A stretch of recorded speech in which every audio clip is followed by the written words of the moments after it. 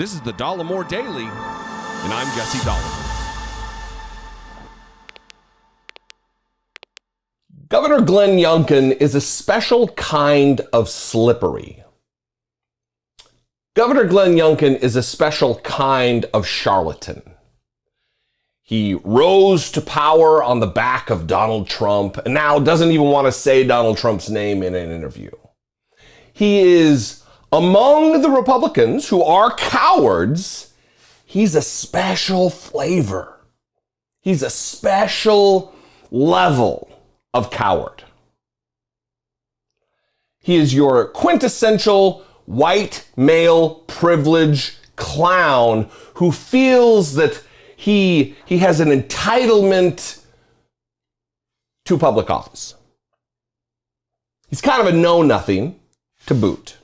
And he was on Face the Nation on CBS this weekend and committed to a total ban on abortion in the state of Virginia. And then when asked about codifying same-sex marriage into Virginia law, skirted and juked and jived and it wouldn't answer the question.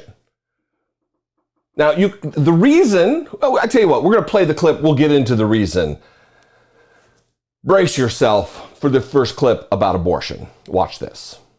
You've said you've proposed a 15-week ban. Will you ever pursue a full ban on abortion in Virginia? Well, the reality is that as a pro-life governor in a state like Virginia, where I have a Senate that's controlled by Democrats and a House that's controlled by Republicans, we have to find a way to get things done. And I believe that's what we've been able to do, is get things done at a time where you have to bring people together in order to make progress. As I said, I believe life begins at conception. In Virginia, we've got to work with a Senate and a House. This is what we've been doing. But will you ever pursue a full ban? Well, I believe that what my job is to get something done. And I believe we can get a 15-week pain threshold bill done in Virginia for the first time. Think about it.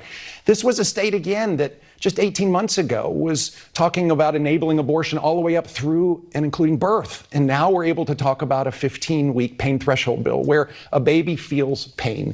This is a remarkable moment for us, and it's an opportunity I'm not going to let go. Non-answers are answers. Even efforts by clumsy dum-dums like Glenn Youngkin. All he has to say is, absolutely not. We're not going to go any further than what we have right now. We are going to protect a woman's right to privacy, to bodily autonomy, to making healthcare choices with respect to reproduction. He doesn't do that. Because he's weak, he's feckless, he's afraid. And now that he rode the wave of Donald Trump's CRT bullshit to power, now he doesn't talk about Donald Trump anymore. Later in the interview, I'm not going to play the clip right now, he's asked about election or all the other nonsense related to Donald Trump and candidates who are still supporting the lie that Donald Trump won. And he won't even mention Donald Trump's name because he knows he only won by a handful of points, 2 or 3 percentage points in Virginia. It was a close race. And he doesn't want to engender any kind of ill will among the independents who brought him to power, who didn't necessarily buy into Donald Trump's bullshit. Coward. Glenn Youngkin, you were a coward. And here he is, asked about same-sex marriage and codifying that into law, equality for people with immutable characteristics. Watch the slippery non-answer answer that he gives. The court is moving right now on several different fronts. It could move on same-sex marriage in the coming years. Will you take any steps to codify same-sex marriage in Virginia? Well, I believe that what the Supreme Court has done most recently is so consistent with what we know the Constitution stands for, which is returning the rights to states to make these decisions like Roe v. Wade.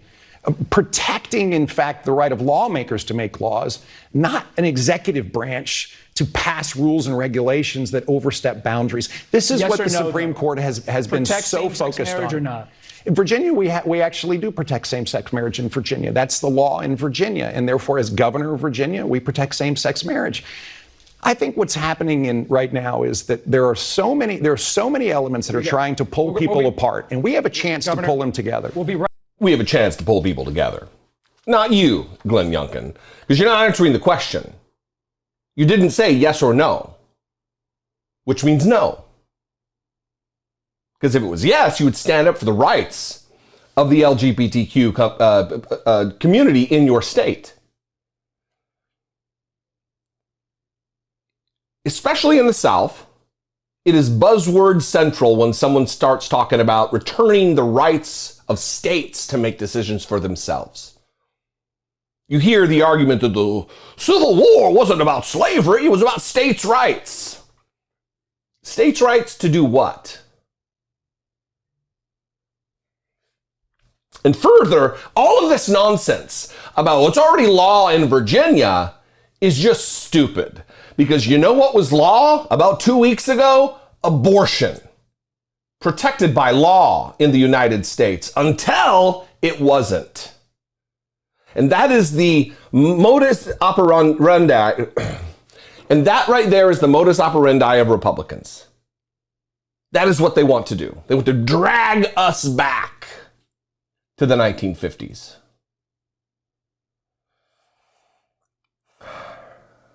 What Glenn Youngkin is mostly afraid of is the fact that, as he mentioned, he does have a Democratic Senate, led by a firebrand winner named Louise Lucas, who I would encourage you all to follow on Twitter. Listen, I don't give recommendations on following people on Twitter who are politicians, because it's not that great a time.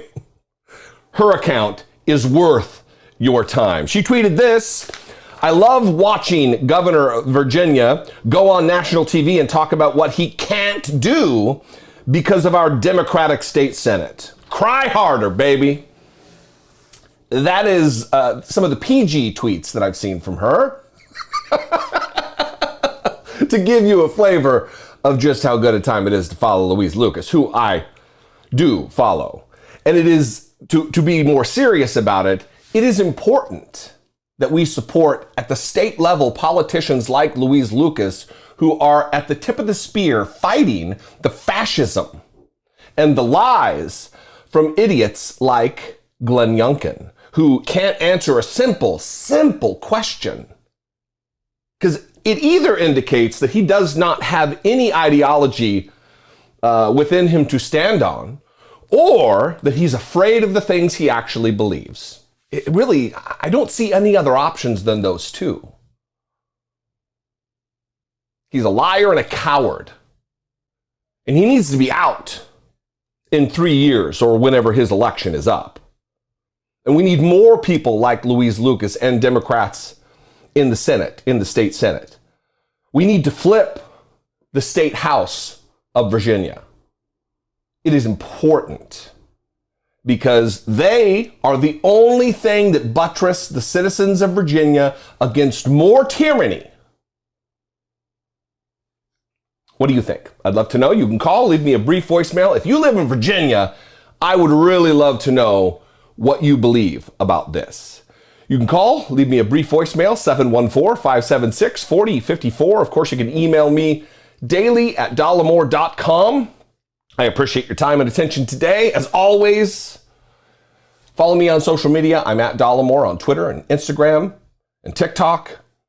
And if I bring you some value, if I do something for you on a day-to-day or week-to-week basis that brightens or betters your day or brings you information or a smile because I'm a clown, please consider supporting my work right here on YouTube. You can click the join button below this video, become a channel member, or you can go over to patreon.com/IDoubtItPodcast, or you can buy merch. It even fits fat guys. Anyway, I love you guys. I appreciate you very much. I'll see you next time. Until I do, be genuine. Take care of one another.